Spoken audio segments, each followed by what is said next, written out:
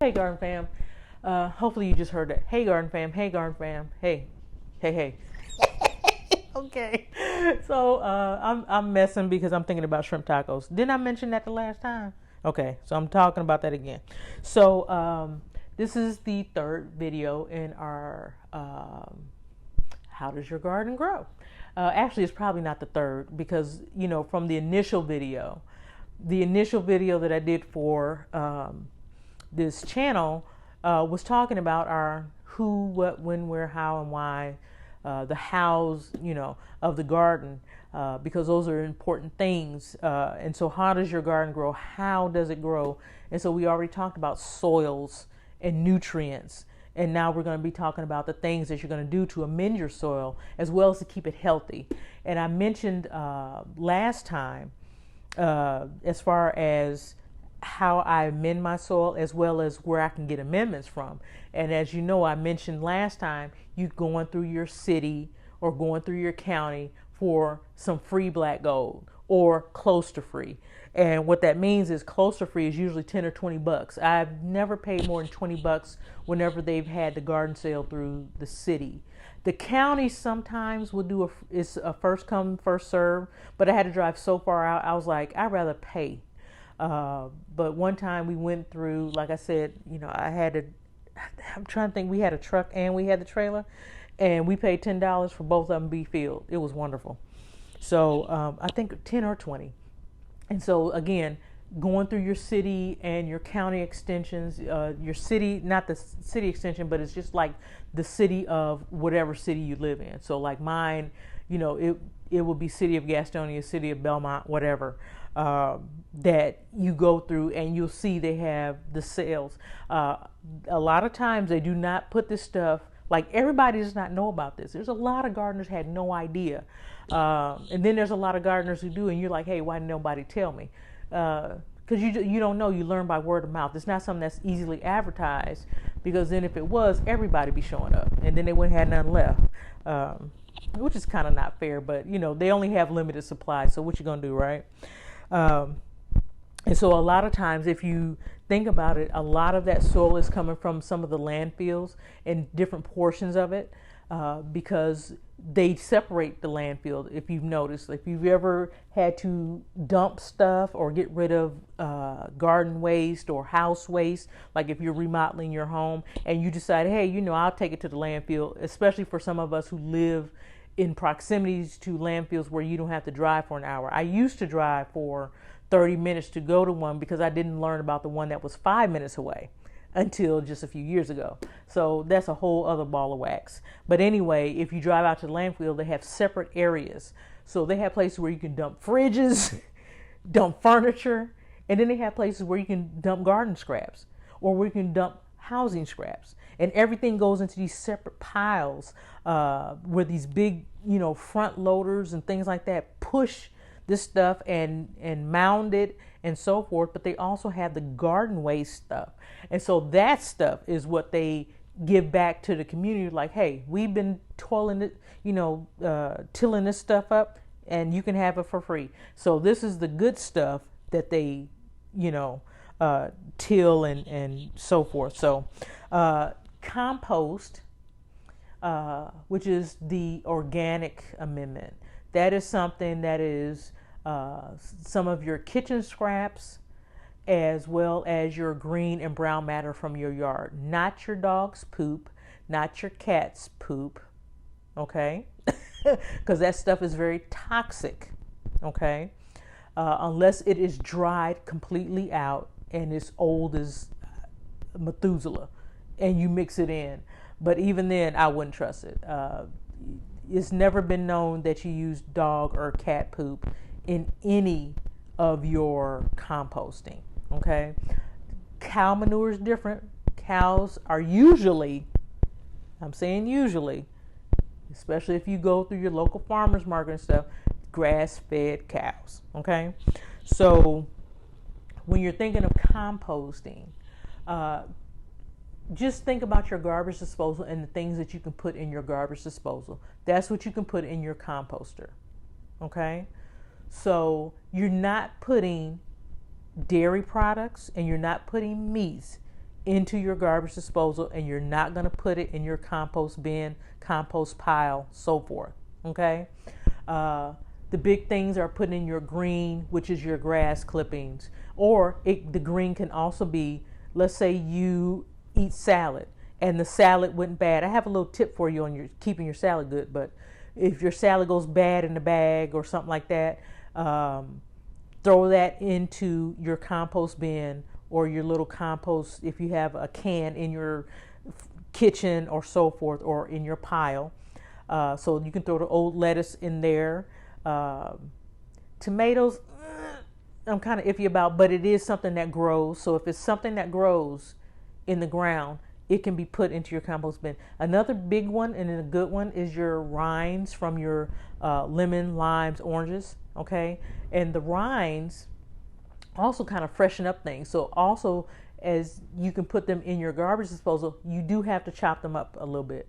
You can't just put a big old hull of your the skin of your orange in there, and you'll mess up the blades in there. So you do need to cut that up, and then you can put it in there. But it sharpens your blades, and it freshens up the garbage disposal, because it'd be stinking sometimes. So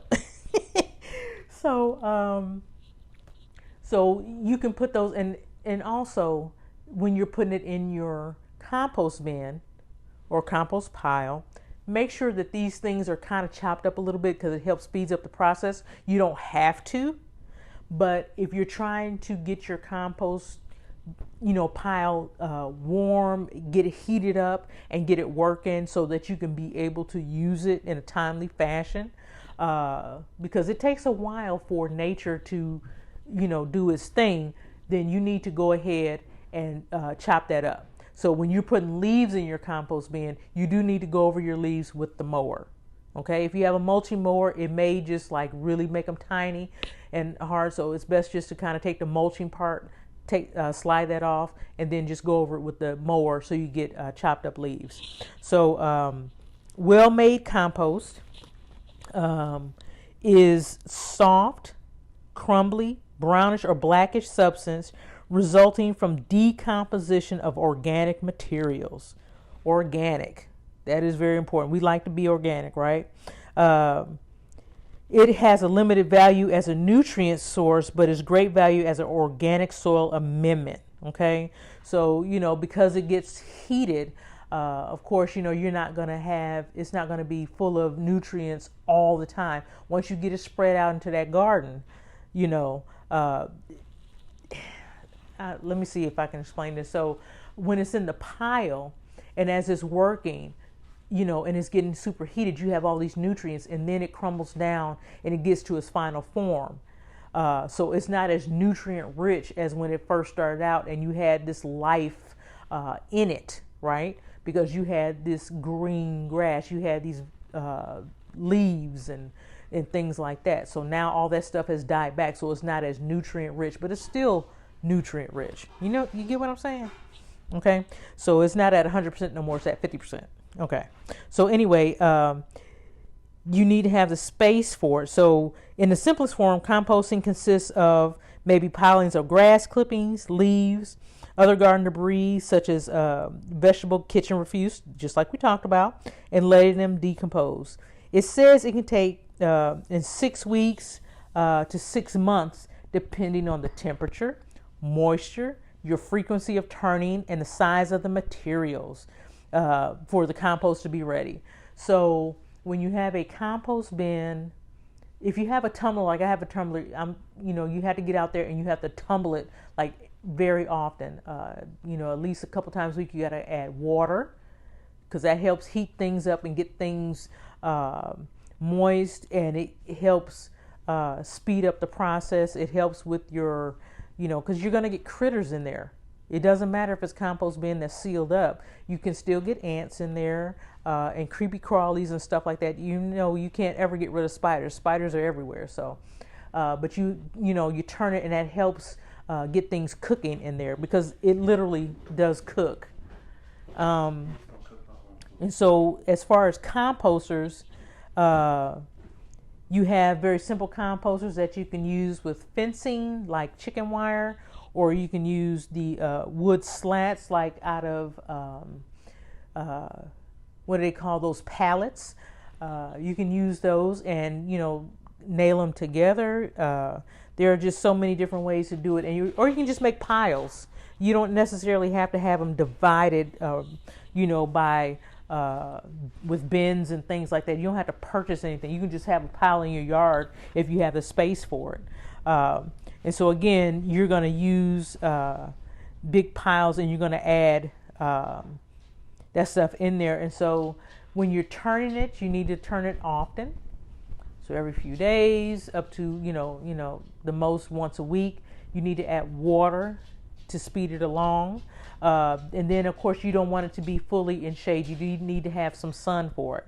And you know, depending on the things that you put in it, you're going to have some smell as that stuff decomposes and rots. Okay, so that's just something to think about it as far as compost. And then when you're talking about things that we need to amend the soil with besides compost, you're talking about inorganic and organic things. So inorganic things to me are stuff that you buy, and then organic is the stuff that you make. Okay, and so of course they all have their advantages and disadvantages of them, but I'll just give you a few inorganic ones, like perlite and vermiculite, which are some of the more popular ones, and I have used those. Perlite, there's hard sponge-like material that is, you know, inert, like sand. Okay, right? But its porosity makes it water absorbent. Its soft textured vermiculite can absorb nutrients as well as water, and will contribute some potassium and magnesium. It says some. So it's not going to give you a huge amount, but it gives you some potassium and magnesium, which are, of course, essential to plant growth. And vermiculite actually breaks down after several years, and perlite lasts considerably longer. So those are things to think about as far as some of the soil amendments. Another thing to do if you have to add to your compost bin, plants that you and I have killed when we were becoming an intermediate gardener. So those are important. And so you definitely want to add organic things, I think, especially to clay and sand and stuff like that. That I think, to me, that just helps. But of course, sometimes, you know, like I said, there's no judgment. You got to do what you got to do, whatever's going to work best. Because sometimes, you know, if you don't have the space to add organic matter, or the money to buy the organic matter, like you can buy stuff, then, you know, sometimes it's just best for you to go the inorganic way.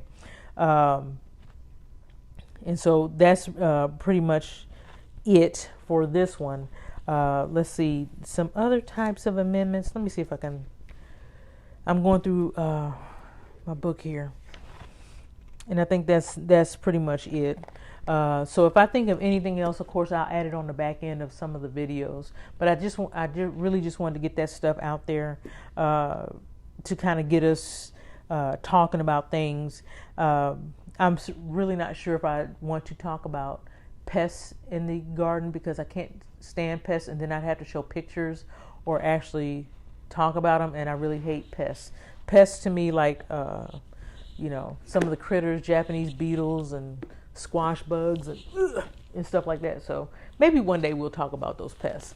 For the most part, like I told you, you know, neem oil sprays, you do what you got to do, picking them off by hand, things like that. But that's a whole other video for another time. So for right now, thank you guys so much for joining us, and we'll talk to you later. Bye bye.